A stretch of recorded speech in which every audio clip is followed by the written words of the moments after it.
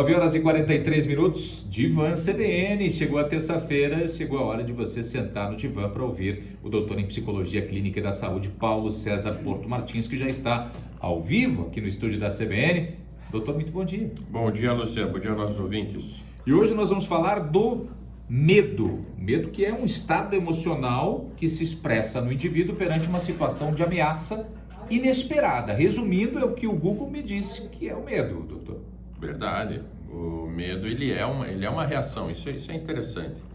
E aí, quando eu falo de medo, Luciano e ouvintes, é sempre importante nós lembrarmos que o medo, ele é como se fosse algo neutro. Ele pode ser positivo ou negativo. Sim. Então, quando que o medo ele é positivo? Quando ele nos ajuda, quando ele contribui com a nossa sobrevivência, com a nossa saúde, com o nosso bem-estar. Então, o medo faz com que as pessoas sejam precavidas. Eu tenho medo de atravessar a rua, eu olho para os dois lados. Isso é interessante, isso é importante, isso ajuda a preservar a vida. O problema do medo é quando ele nos paralisa. Eu não saio de casa porque eu tenho medo de ser atropelado. Eu não faço determinada coisa porque eu tenho medo. E esse medo ele é injustificável. Né? Então nós temos ali situações, por exemplo, de fobia.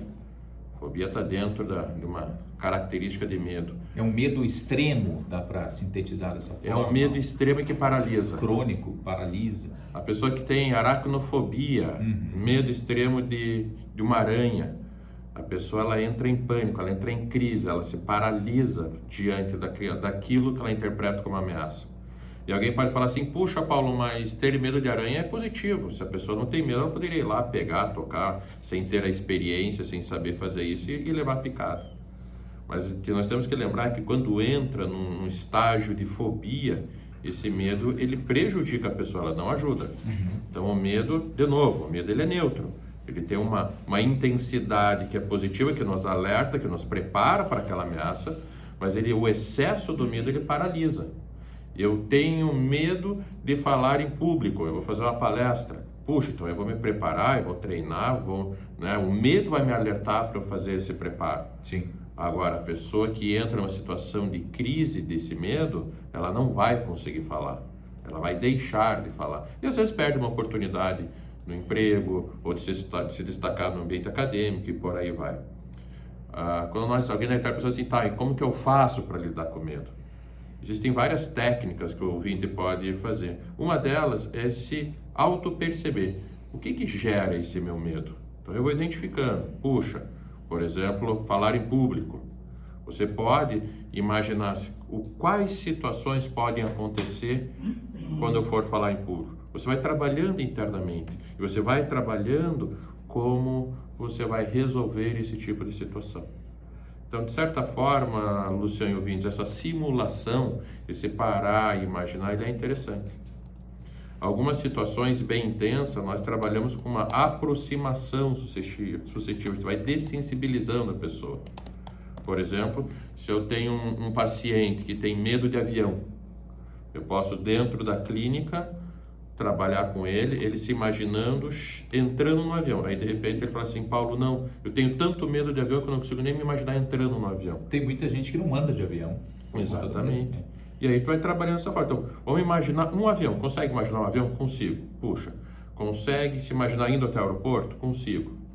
Né? No Brasil não é tão comum, mas nos Estados Unidos os psicólogos levam muitas vezes o paciente na situação. Então eu pego meu paciente, então a próxima sessão vai ser no aeroporto. Então a gente vai no aeroporto, vamos ver um avião decolar, vamos até ali perto da área de embarque, aí de repente volta para a clínica, ou seja, eu fui dessensibilizando, eu fui me aproximando. Aí eu falo para o paciente, agora eu quero que você imagine você comprando o bilhete. Aí depois eu quero que você se imagine arrumando as suas malas. E eu vou indo. Até a partir do momento que o paciente consegue vivenciar ele entrando no avião, o avião decolando, a viagem, pousando. E em situações extremas, né, o psicólogo pode até acompanhar um primeiro voo desse paciente.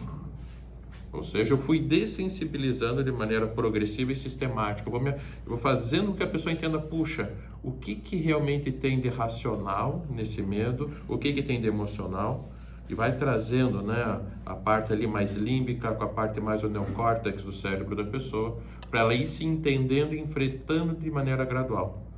Porque muitas vezes, se não for trabalhado desta maneira gradual, a pessoa ela vai fugir, ela vai ter um comportamento de esquiva desse medo. Pois é, e aí tem que partir, doutor, não sei se você concorda comigo, da própria pessoa, porque muitas vezes a pessoa foge a vida inteira, por exemplo, de falar em público. E aí, como o senhor mesmo citou no início, perde inúmeras oportunidades, inclusive de crescimento profissional. E ela continua vivendo com essa fobia, com esse medo. Então tem que partir dela, ou talvez vale também o conselho do companheiro, da companheira, de algum amigo, né? Olha, procure ajuda. Eu acho que vale tudo, Luciano. O nosso ouvinte, às vezes, se está sentindo essa parte incomodada, ele pode ter essa motivação dele, fala assim, vou procurar ajuda, não é algo tão complexo, né? Lógico, não estamos falando aqui de uma terapia da pessoa como um todo, mas alguns procuram um psicólogo e falam, olha, eu quero tratar isso me incomoda. Eu vou ter uma viagem de avião e eu vou precisar fazer, por causa do meu trabalho, questão de familiar, ou eu vou ter que fazer uma apresentação, né? E a gente consegue ali, em algumas sessões, ter um resultado bem interessante. Então, a pessoa pode partir da pessoa, respondendo a sua pergunta, Luciano, mas se você conhece alguém que fala assim, puxa, tem um potencial tão maior, mas essa pessoa não consegue falar em público, tem alguma coisa que trava ela, conversa com ela, explica, olha, a psicologia, a ciência avançou muito, então hoje, de maneira relativamente rápida, estou falando aqui às vezes poucos meses, ou às vezes até algumas semanas, a gente consegue resultados bem interessantes e a pessoa vai se destravar daquilo e muitas vezes vai ter ali, vai se sentir melhor, vai trabalhar a autoestima da pessoa. Então se questione, né? Se você quer se livrar desse medo, isso te incomoda, isso te prejudica, por que não trabalhar isso? Por que não lidar com isso de uma maneira mais interessante? E lembrando que esse medo, ele também vai gerar ansiedade, ele também vai te incomodar em outras esferas da sua vida.